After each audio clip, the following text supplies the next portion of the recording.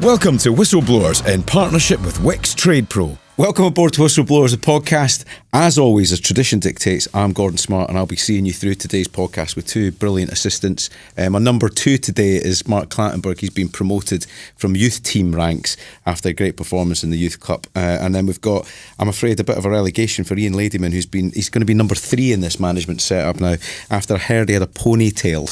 Yeah, I've always been number 3. And a yellow top. You know, on this podcast, that's the way it feels, anyway. I mean, really number 3? I feel, well, that high.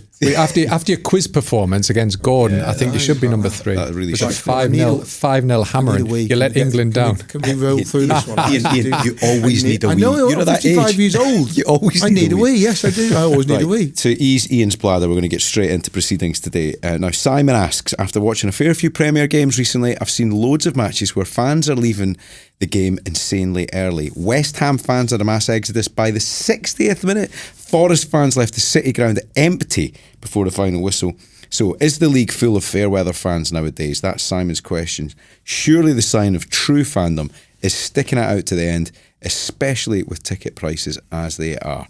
Mark Clattenburg, as a referee, is it a bit weird for you when you feel the stands emptying? No, I love that. You do, yeah. I'd love that as a ref, because you knew with the stadium emptying, by the time I got changed, got in the car to go back to the hotel, the traffic was gone. I remember the 6-1 Manchester United derby. Yeah. I've never got out of Old Trafford as quick. Yeah. I was on the road Mark back up to the north, as we call it now. Yeah. But listen, getting to that point, forget about the money. I think fans, what I can't understand is if it's tight.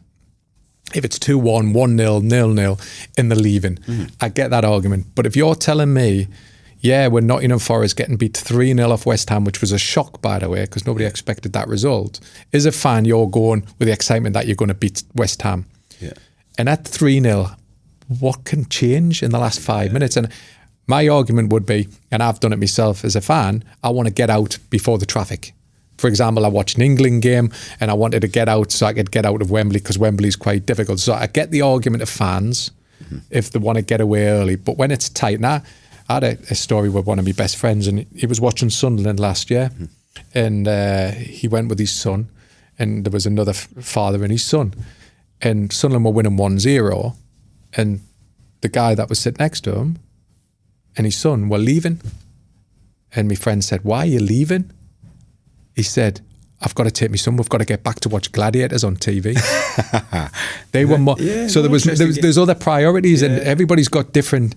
But is football becoming? You know, we used to hear Roy Keane, didn't he, say the prawn sandwich brigade? Yeah. Is football becoming a lot more commercial than it was with a true football fan, or is it? Because, for example, is the genuine fans leaving, or is it the?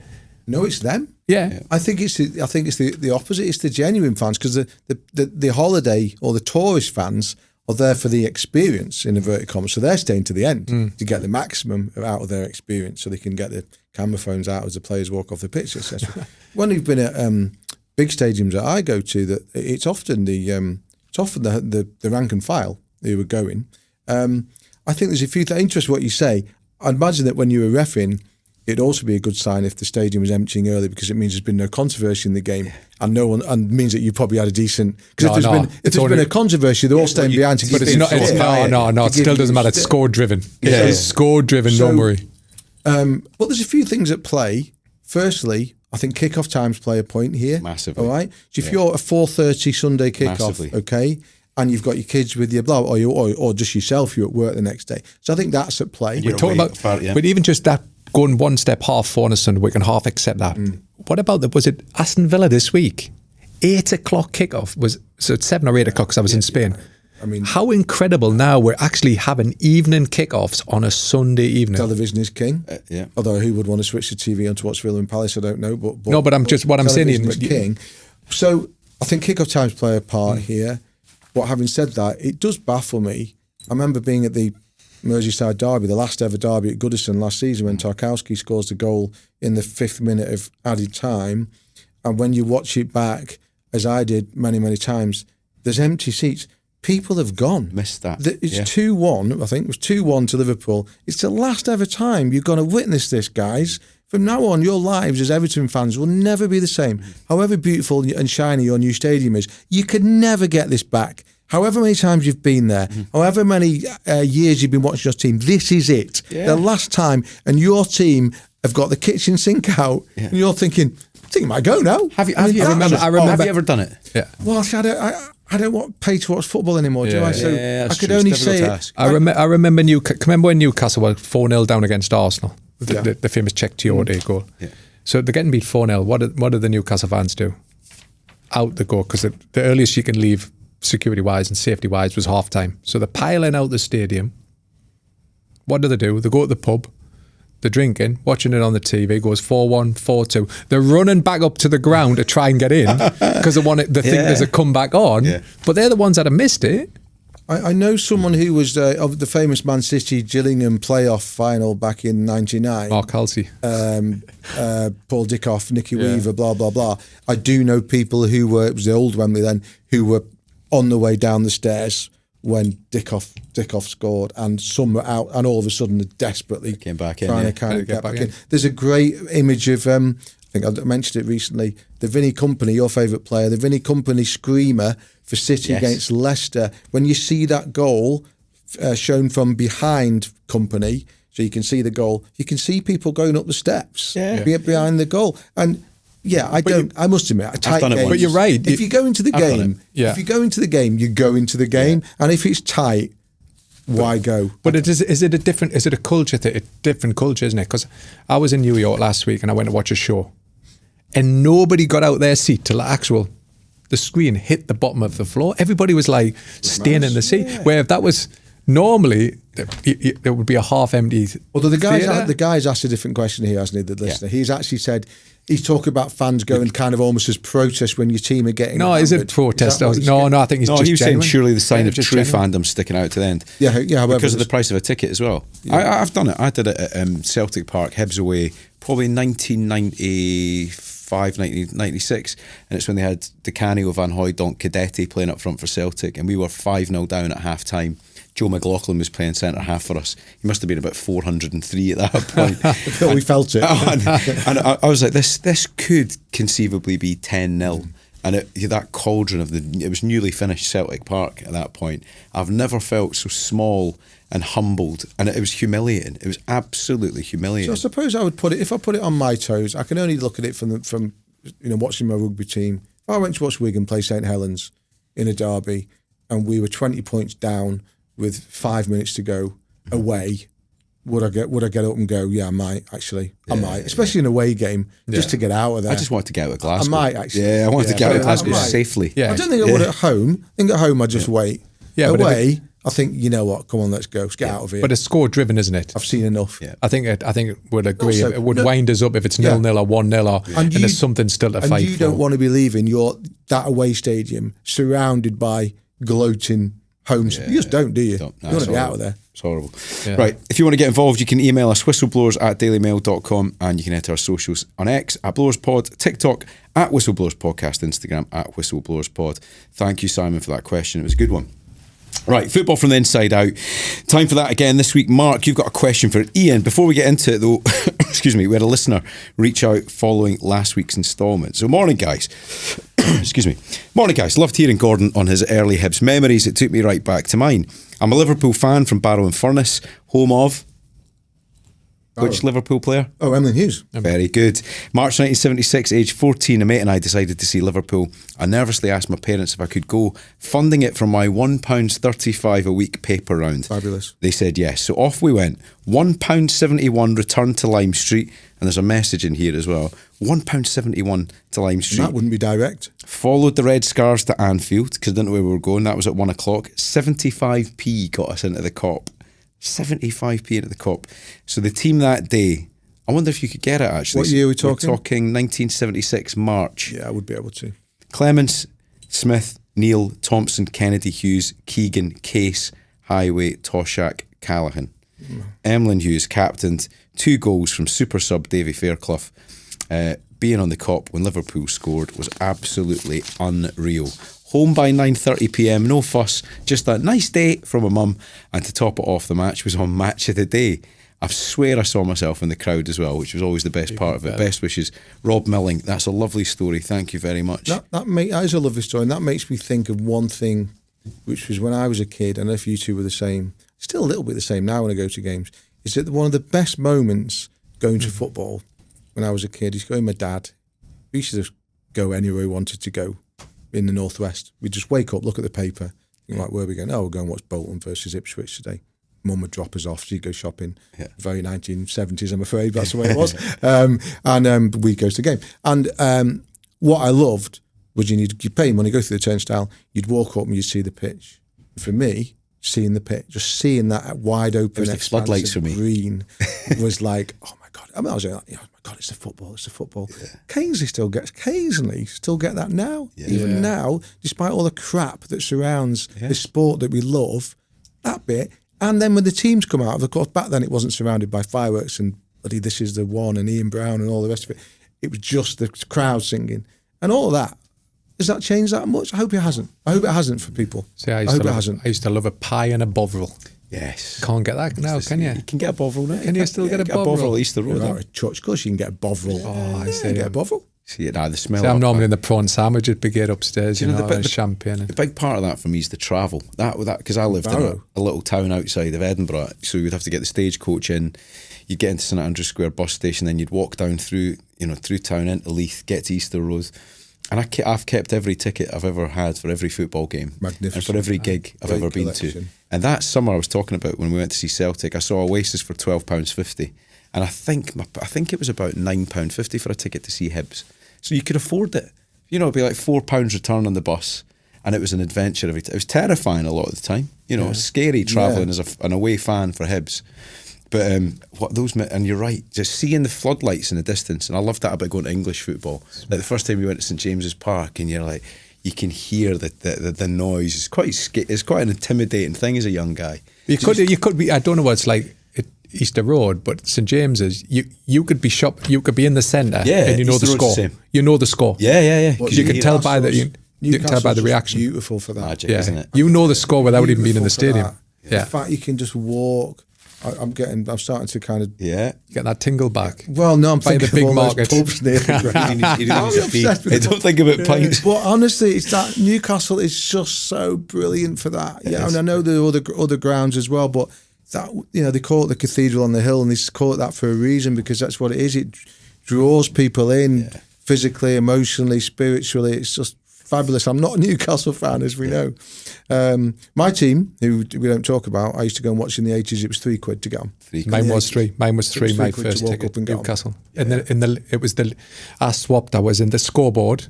Yeah. And then I got covered in pee one day because the stadium was getting renovated, and I was in one of them, them Portaloo toilets. And Rob Lee scored when I was having a piss.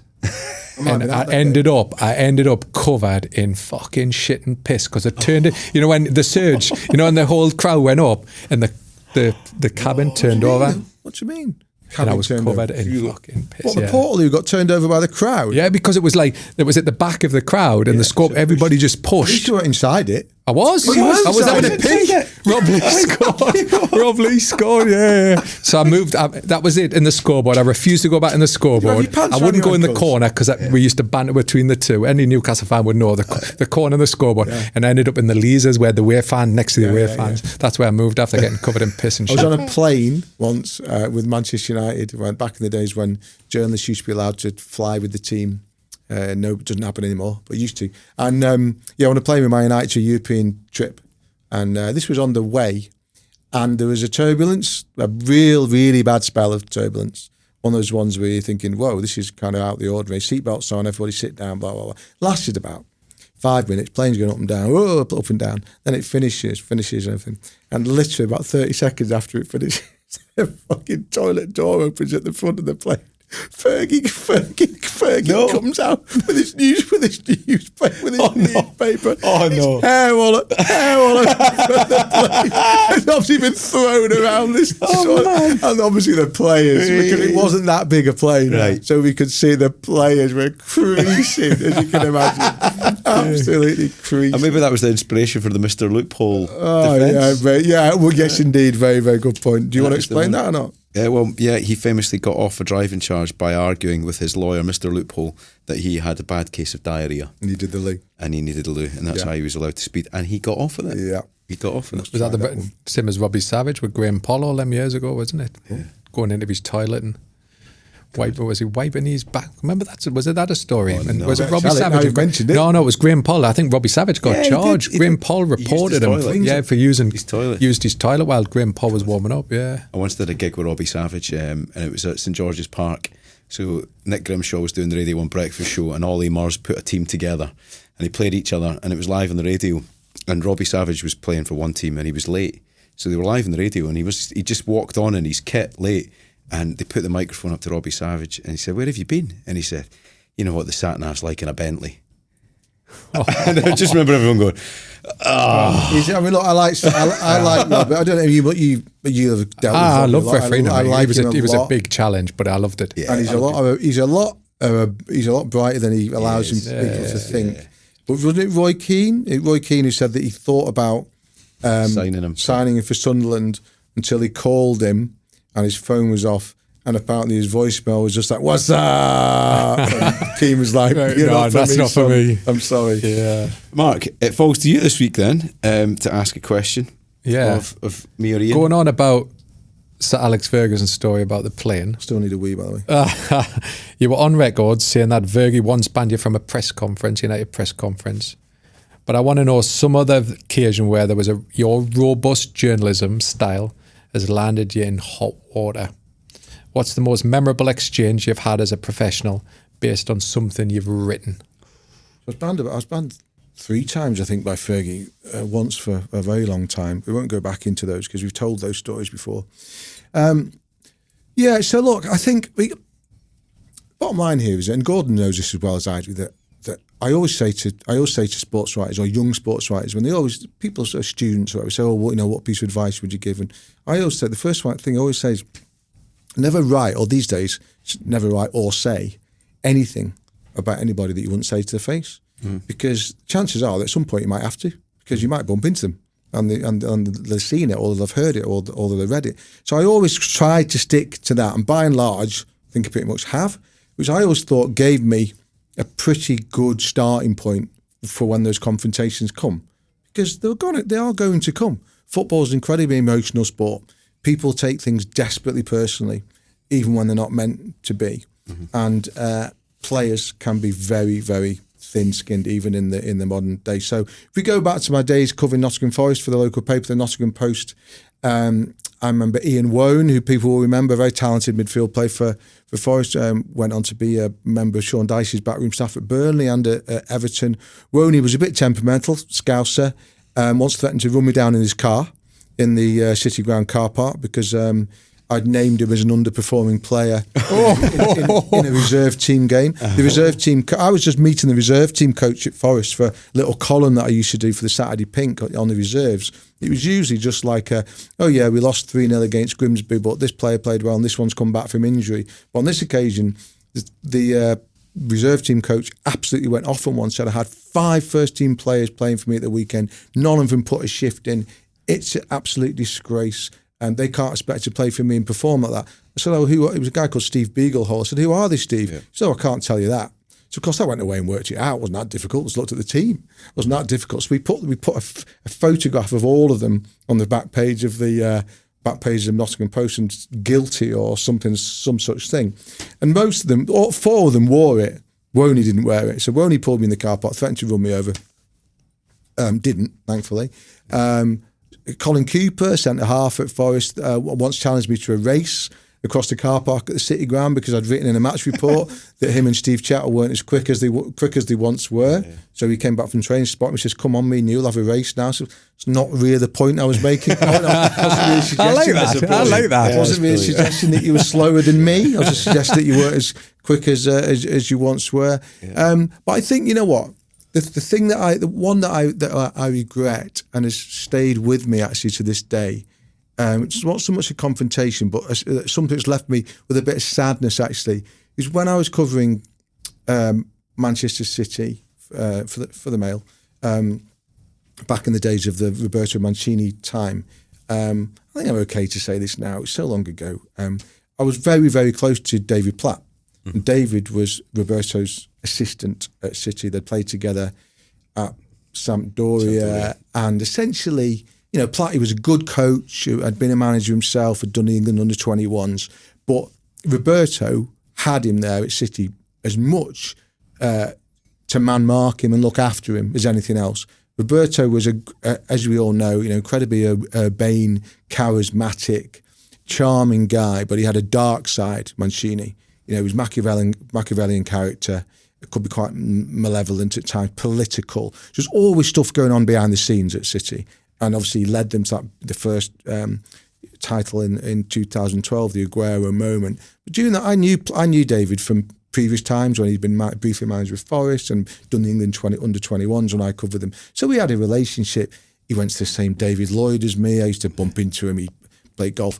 So it was a friendship, really. And he didn't leak me stories, but we spoke a lot about things that were going on. He'd come to me for bits of advice about the way to handle certain things. And we had a sound relationship. And then Roberto got sacked, as happens. Roberto just eventually had too many battles. He had one battle too many at City, and they lost the cup final to Wigan, if you remember, and he got sacked. He was going anyway, got sacked. And like when a manager gets sacked, especially a big name like that, and you're covering the club, like we've had Craig on, we've had Lewis on, we've had Nathan on. They know what it's like. Something big happens at your club. You got to write about it, and you better make sure that you know what you need to know, and you've got stuff you can reveal, and you've got stories to tell. Otherwise, you're not much of a football writer, are you? So I was asked to write the Mancini piece. Of course I was. And straight away I was like, this is going to be difficult because it's just Platty's mate, and I'm going to have to, you know, pitch this piece. Job. I've got to do my job. That's exactly it, Gordon. I've got to do my job here. I'm not going to bury Roberto, but so I'm going to make it balanced. And I'm going to make it fair, but I'm going to have to write what I know. Stuff I haven't written before, stuff that's been in the back of my mind for the last 2 years, got to write it. So I did it. 2,000 words across the mail. And I warned David it was coming, messaged him saying, look, I've had to write the piece, I've had to write the obit. You know, some of it might jar a little bit. And David was like, yeah, that's okay. 6 a.m. the next morning, he messaged me. He said, that's it, me and you finished. And I thought, okay. Well, we'll just put our foot on the ball here because these things happen and this will blow over. You know, we've known each other a long time. He's a bright guy, David. He knows that I've got my job to do, etc. And this was, but I let it lie. And I let it lie for a long time. Probably 6 months. And I think one night in my kitchen, I was living on my own at the time, one night in my kitchen, probably a couple of glasses in, I thought, right, I think now's the time to let's repair this relationship. So I reached out to David and on a message or WhatsApp, and he was very, very polite. Still got the message, but he just replied saying, no, he said, my stance is still the same. You know, I didn't agree with what you did, and you know, he actually said if we ever see each other, I'll say hello, but that's it. And that's it. And I've actually never bumped into David since, and it's and that makes me sad. I don't regret it because the piece I wrote was fair, and people I trust in the game, in my game, in journalism, said to me at the time, it's fair. You know, that's fair, it's balanced. So I did what I had to do, but it cost me. And hasn't cost me professionally. David didn't go back into the game. So it's not, you know, I didn't, in inverted commas, need David again as a contact. But you don't like upsetting people who you like and it's who horrible, you isn't it? think you've had a good relationship with. So that's a long-winded story. It wasn't a furious argument. It was all very respectfully done, but that is a bridge that has never been repaired, and we are now, as mad as it sounds, 13 years on. Yeah, sitting here. It's sad that you've got to do your job, and you balanced it up, and there's got to be. David's got a friendship with Roberto, of course, but Roberto's been sacked. What does David think, that he's going to follow him to another club, or? Because what did you did you reveal something in that article that David had told you personally or privately? So he was loyal to his friend. Yeah. He was loyal to his friend, and I think he thinks that, or he thought that I went to over the line, I admire his loyalty to his friend. I always did, and I still do now. But it's unusual, that one, because I'll tell you another very quick story, much quicker than that one, with a very combustible character, Craig Bellamy, who I'm very, very fond of. Always have been since he first played for Wales when I was covering them. Got sent off in the first Wales game I covered. Always liked Craig, and again, our paths crossed at Manchester City. He was Mancini got rid of him actually, but Mark Hughes had him at City in that first wave of talented City players. And yeah, I just wrote something about Craig, can't remember what it was, and they played a game at Blackburn the next weekend, and I was down in the mouth of the tunnel after the game. I think that was where he went down to do the post-match interviews, and I'm waiting in the mouth of the tunnel, and Bellas had been a sub, so he's on the pitch doing a warm-down, and as he comes off the pitch, he's got to come right past me, and he clocks me, and he stops, and from a Bellas, on the level of kind of explosions that can come with Craig Bellamy, it was pretty mild, but there was some finger jabbing, you wrote that, and little did I know at the time that up in the press box, 5 Live are still on air. And John Murray, who I'm so fond of, Big John, what a guy. Yeah. John Murray's on air and he's witnessing it. And he said, "Oh, I just need to let you know that I'm looking down and I can see Craig Bellamy and Ian Ladyman of the Daily Mail having a right old ding dong in the mouth of the tunnel." But brilliant. But the difference with Bellas is that when it as soon as it was done, it was a handshake. We're done. And next time I saw him, he was like, "Oh, all good." Love and that's it. like Great stories. So Yeah, you had a finger jabbing off Craig Bellamy. He grabbed my balls after I upset him. I sent him off incorrectly against Bolton. Sent him off for diving. So first half, I'd cautioned for dissent. He was winding us up too much. And I bit. I was young and daft, and I bit. I should have just ignored him. And I remember coming down the tunnel half time. I was going out for my second half, and I said to somebody at City, I can't remember who it was, how would you put it with him during the week? I got reported for that. The club reported us. And I thought, it's strange now, because that was when City had started to turn from that family club to the club they became. And I ended up sending Craig off for a second yellow for diving. Watched it back. There was a contact. Probably could have played on, but it was more penalty. Yeah. And he never forgave it. And when I next saw him at the City, it was at the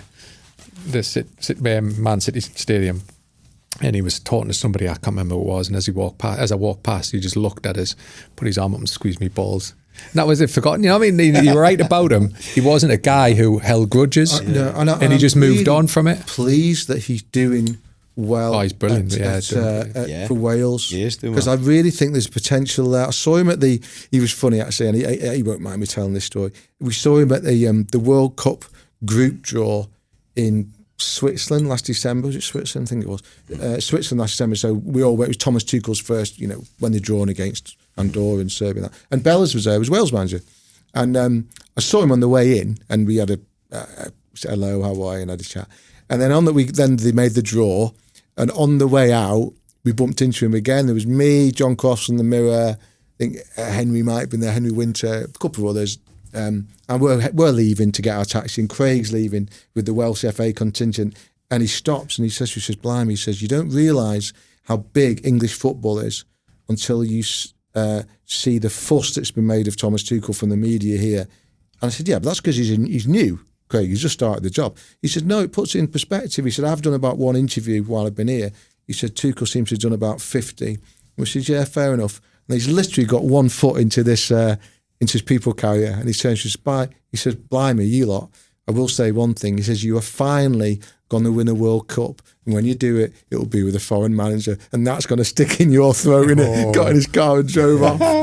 Brilliant. Just joking. He has done amazingly well at Wales. But it's interesting to see such an angry player, because every referee puts him on top of the list. Is a player that you wouldn't want to referee. Yeah. He was so difficult to referee. Yeah. Such an angry player. But he's come, very rare you see that type of player becoming a head coach, and to make that transition the way he's done is incredible. Yeah. It's because some people see people like Craig as one-dimensional, and he's anything but one-dimensional. Great thinker about football, Craig, but because he's an obsessive guy. He's OCD and all that. He's talked to me about that before on the record. It just some of the stuff that, sleeping with the TV on, all that stuff. Craig's been through all of that stuff. I think he's got a lot of it under control now. But he's such an overthinker about things. When you're an international manager, you've got all that time between games. And he said to me when I saw him in Switzerland, he said, that's one of the problems. Too much thinking time for me at the moment. But he's always been a student of the game. And I'm rooting for him. Good question, that, Mark.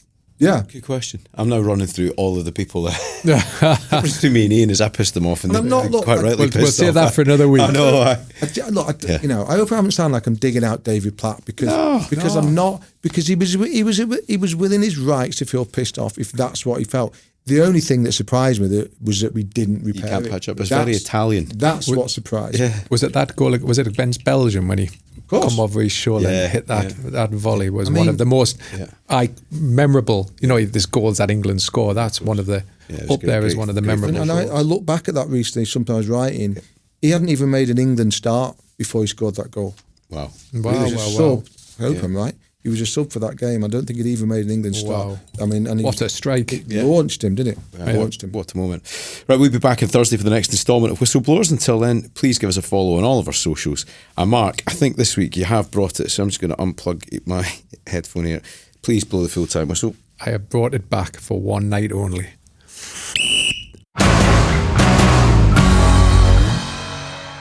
If you want to watch more episodes of Whistleblowers, please subscribe to the YouTube channel. We'll keep you up to date all the way through the summer with everything that's happening in the world of football.